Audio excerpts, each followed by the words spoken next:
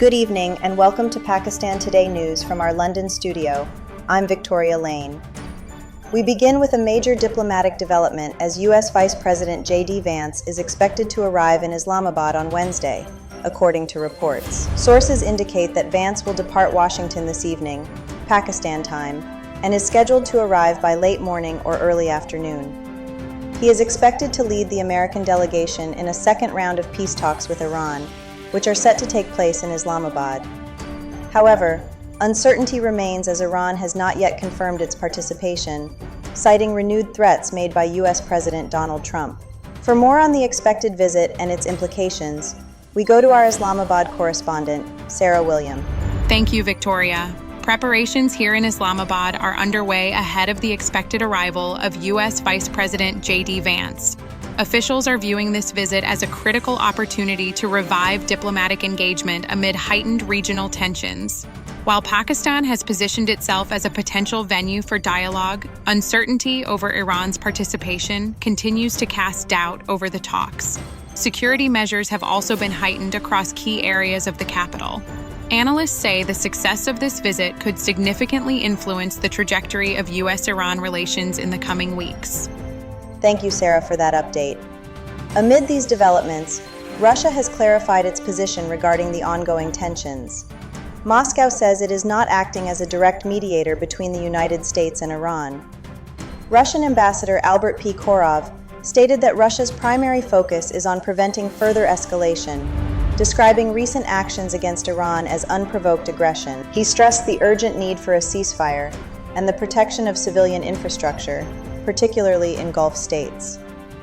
Meanwhile, diplomatic engagement continues elsewhere, with the Prime Minister of Qatar and the Foreign Minister of Oman holding a phone call to discuss the crisis, emphasizing the importance of dialogue and sustained mediation efforts. In a related development, Iran's judiciary chief, Gholam Hossein Mohseni Ejei, has warned that Tehran must maintain what he described as 100% readiness in the face of possible new U.S. attacks. In a video statement, Ejei said there is a strong likelihood of further strikes, arguing that Washington has failed to achieve its objectives despite targeting senior Iranian officials. He also addressed the recent seizure of an Iranian-flagged cargo ship in the Gulf of Oman, calling it a violation of the ceasefire and warning that any form of naval blockade would be met with a response.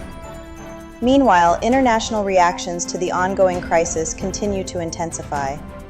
Nicaraguan President Daniel Ortega has sharply criticized U.S. President Donald Trump, accusing him of being mentally unstable over Washington's military actions against Iran. Speaking in Managua, Ortega said the conflict has destabilized the Middle East and negatively impacted the global economy.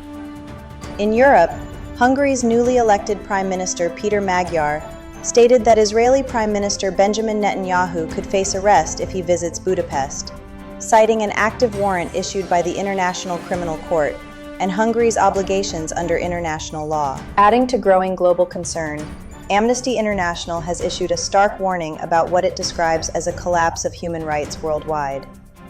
In its annual report, the organization named Israel, Russia, and the United States among key drivers of this decline. Secretary General Agnes Callamard said diplomacy is increasingly being replaced by conflict, with governments choosing silence over accountability.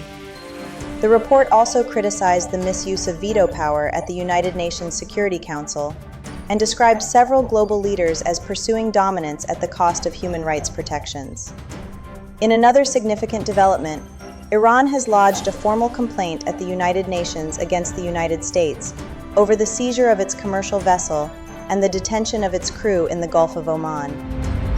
Tehran has called the incident illegal and a violation of international law and the ceasefire agreement. Iran has urged UN Secretary General Antonio Guterres and the International Maritime Organization to intervene immediately, warning of serious consequences if the situation is not resolved. The country has demanded the immediate release of the ship and its crew, labeling the incident as maritime piracy. Finally, turning to the economy, Saudi Arabia has transferred an additional $1 billion to Pakistan, providing a boost to the country's financial stability. The State Bank of Pakistan confirmed that $2 billion were received earlier this month, with the remaining $1 billion credited on April 20th. This marks the second tranche of a $3 billion deposit pledged by Saudi Arabia.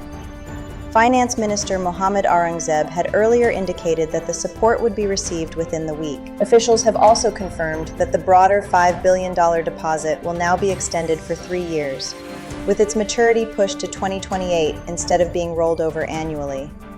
That's all for now. You're watching Pakistan Today News. I'm Victoria Lane.